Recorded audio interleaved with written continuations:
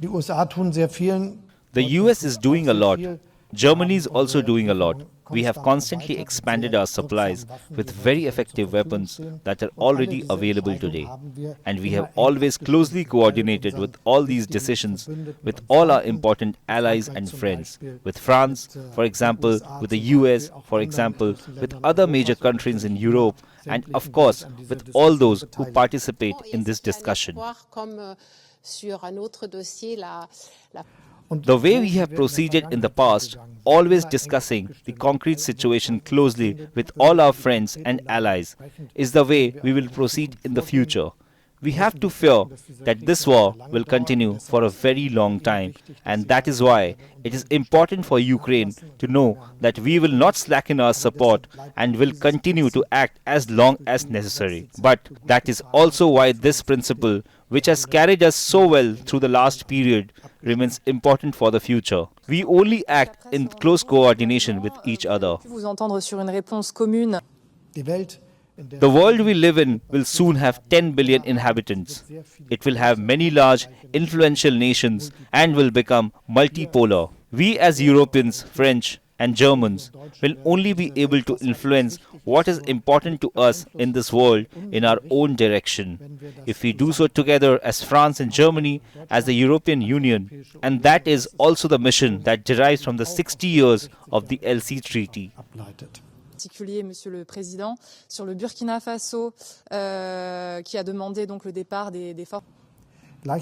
At the same time, we want the expansion of our energy production with CO2-neutral forms of production in Germany, with wind power and solar energy above all, and with the expansion of our grid. At the same time, we want hydrogen to be available in large quantities and at affordable prices as the gas of the future. This is a technological advance that we can only achieve together, and we have also agreed closely that we want to achieve this together. Voilà. Merci beaucoup à toutes et tous. We go to the Defense and Security Council.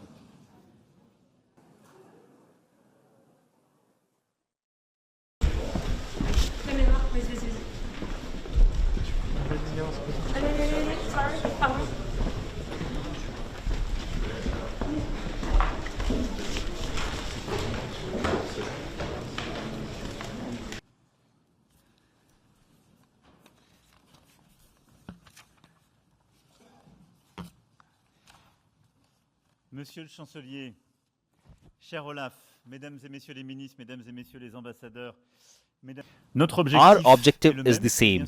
It's a more sovereign, more united Europe, with more solidarity, which fully controls its destiny.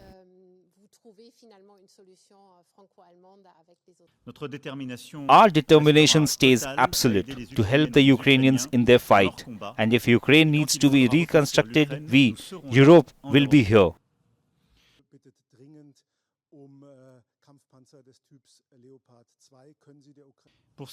Regarding the Leopard tanks, I asked the Army Minister to work on it, but nothing has been ruled out.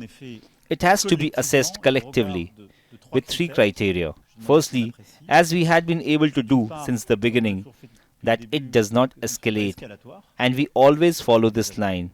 Secondly, that it could bring real and effective support to our Ukrainian friends. And for this, we must consider the capacity to maintain them in operational conditions and training.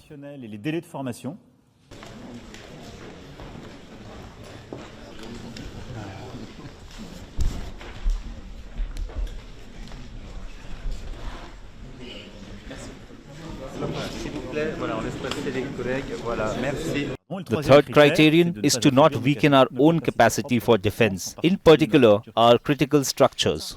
Est-ce qu'après ce rendez-vous franco-allemand, vous avez pu vous entendre sur une réponse commune à l'intégration? We also have a desire to make our hydrogen strategy closer. There are 2 important developments these last weeks to have a common approach in terms of regulation to prioritize low-carbon hydrogen and to act on our different energy choices on a national level, but to resolutely defend a bigger European production of low-carbon electricity, also to be able to produce hydrogen. And Secondly, we decided to expand the H2Med project. Thanks to European financing, links Portugal, Spain and France. And also at the heart of this hydrogen strategy is Germany, who will be a partner in this hydrogen strategy. Et la France sera au cœur de cette stratégie hydrogène à l'Allemagne, qui sera un partenaire de cette stratégie d'infrastructure en matière d'hydrogène. Mandat clair à la présidentielle, mais aujourd'hui, une majorité de Français. On a recommencé à parler de la I am waiting for the president during the transition, Ibrahim Traoré, to speak. I understand that the messages that have come out at this point have caused a lot of confusion, as Traoré is traveling outside the capital. So we must stay careful.